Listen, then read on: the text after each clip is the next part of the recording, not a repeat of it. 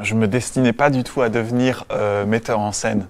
Mais comédien, j'avais dans l'idée de devenir comédien depuis, je sais pas, peut-être un peu trop tôt, à 10 ans, au premier club théâtre à Nantes, après la classe, tu vois, une fois par semaine. Très vite, j'ai eu envie.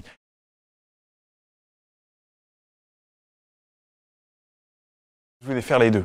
Et d'ailleurs, c'est pour ça que je n'ai pas finalement fait Sciences Po, parce que après avoir fait le programme d'études intégrées de Sciences Po Lille, j'ai bien compris qu'on ne pouvait pas avoir assez de temps pour faire du théâtre quand on faisait Sciences Po. Donc j'ai arrêté. C'est aujourd'hui que je fais un peu les deux en même temps. Quand j'étais au mouvement des jeunes socialistes entre 2006 et 2011, j'allais déjà beaucoup au théâtre. Au théâtre du Nord, j'entendais dire que le théâtre c'est politique.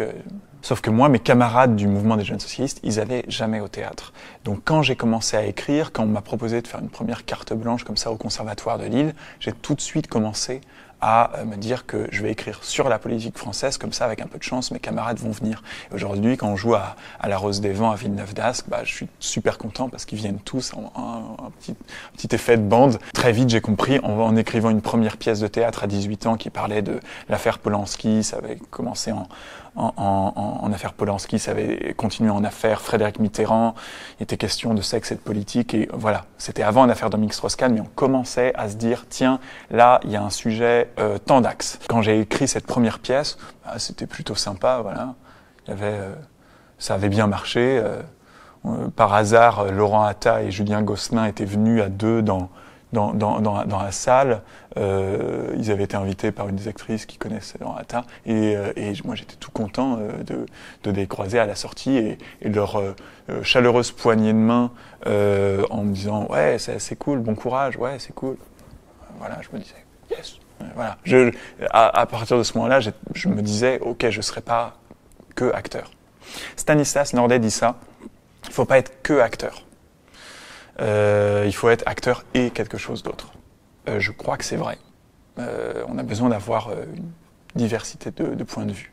Et c'est un peu notre force au Royal de Velours parce qu'on fait quand même, on suit un peu ce précepte-là.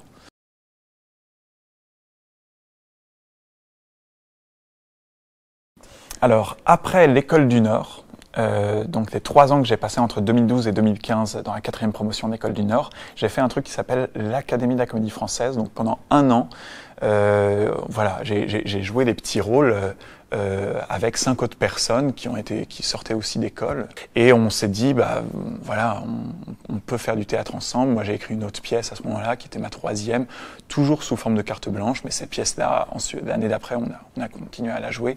Et voilà, on a très vite senti que on bossait bien ensemble, au-delà de bien s'entendre dans la vie.